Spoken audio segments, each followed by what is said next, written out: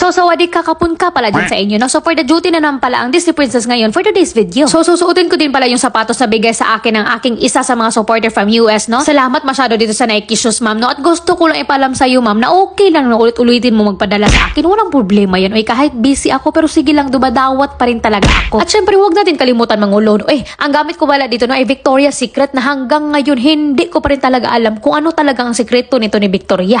Basta talaga mga Victoria, no? Ay, galing talaga tumago ng mga chismis. Okay. And speaking of chismis, tuara, nauna na sila, ante. Ang aga-aga pa lang pero ang boses nila malakas pa sa alarm ko. Okay. So, bumili lang din pala ako dito ng aking breakfast, guys, no? At nag-van na lang din pala ako papuntang school. So, nasa mga 3 to 5 minutes lang ang biyahe ko dito kasi nga malapit lang talaga yung kondo ko sa school namin. At hello din pala dito sa banks ko, no, na nakiki-LDR na din. Hadik ha! Morning! At andito na din pala ako sa school, guys, no? Pero parang obvious naman siguro para hindi man itong mukhang museum.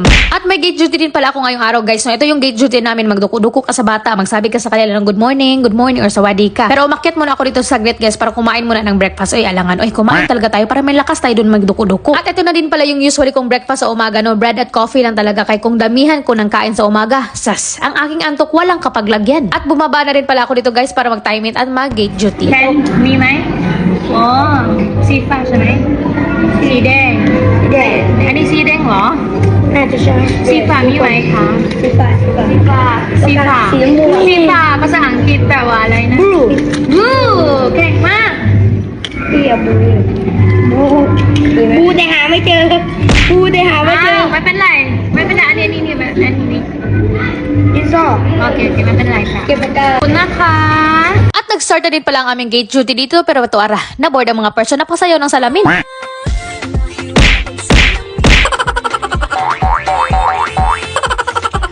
Ah, 'di ba? Pero maiba naman tayo, no? Malayo man ako sa mga mahal ko sa buhay, pero itong yakap, genuine na yakap ng aking mga bata, no, ang nagparamdam talaga sa akin na I am love pa rin. Na yung feeling na hindi ko naman sila kano-ano, no, pero ma-feel ko talaga sa yakap nila na they feel happy pag nakikita nila ako. O, 'di ba? Kaya wala talaga sa lahi 'yan, at kahit san ka pa, you will always feel the love when you show love. At nagsibabaan na din pala ang mga bata dito, guys, no, para sa aming morning assembly.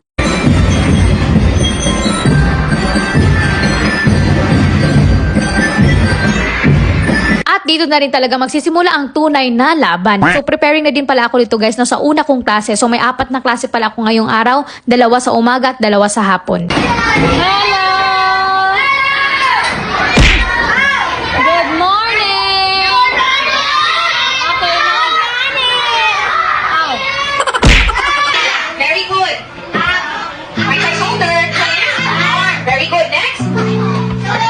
Shoulder next. At after din ng 2 kong klase ay dediretso na din ako mag-lunch. At kasama ko rin pala dito yung aking co-teacher na parating naka-poker face sa lahat ng video ko. Parang last ko yan siya nakita nag-smile, no? Parang mga 1960 pa yun. Ngunit sa huli palagi Ese, hastang igata. So, well, mga bata no, ay galaro-laro pa dyan. Of course, as a teacher, use the time to recharge para may energy sa another ogtas mamaya. Agad. 30 natin na. Yay! Okay. Okay, fine. So, isa to sa pagre-reward ko sa aking mga bata, no? Ang pagbibigay ng chocolates or minsan, nagbibigay ako sa kanila ng 5 baht, 10 baht, or 20 baht. Happy na yan sila masyado kasi nga dagdag daw sa baon nila. Ahay. Ang public school kasi dito parang same lang din talaga sa public school dyan sa Pinas. And finally, nakauwi na rin talaga tayo, no? Kay Kikapoy, nandiyo din taon ko, Charles. At syempre, gagawin ko muna talaga yung routine ko dito, no? Bago ako magbibihis. At share ko lang din pala, no? Kasi may nabasa ako sa comment section, no? Na madali lang daw sa akin sabihin na treat yourself kasi ganito ganyan, kasi may pero daw ako at swerte daw ako. Na ito talaga minsan ang naiisip ng iba, no, na seeing others succeed in life will make you think they are lucky. Sa totoo lang, hindi naman talaga natin nakikita kung ano yung pinagdadaanan ng isang tao bago niya yan nakamit yung success na yan. Na mismo ako na naging jobless dyan sa Pinas, tapos pagdating dito sa Thailand, tama-tama lang din na talaga ang pera, nakautang-utang pa. Pero anong ginagawa ko pag nasa point na ako na parang susuko na ako, I always think, why did I start? Na bakit pa ako naghirap-hirap mag-abroad kung susuko lang din naman pala ako? Kaya padayon, pagsubok lang ito. At isa pa, kahit sang lupalop ka pa ng mundo, walang madaling trabaho.